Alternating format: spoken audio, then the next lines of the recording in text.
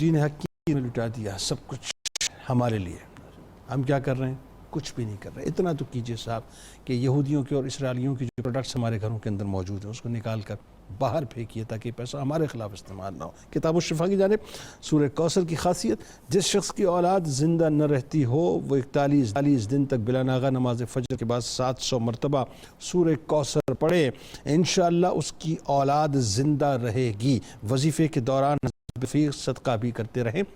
حضرت امام محمد تقی علیہ السلام کا قول مبارک ہے کہ توبہ کی قبولیت کی 4 شرائط ہیں: دل میں احساس ندامت، زبان سے استغفار، گناہ کی تلافی اور دوبارہ نہ دہرانے کا عزم. ٹویٹر پہ ہمیں ضرور فالو کیجئے گا، فیس بک پیج کو ضرور لائک کیجئے گا، یوٹیوب چینل کو ضرور سبسکرائب کیجئے گا.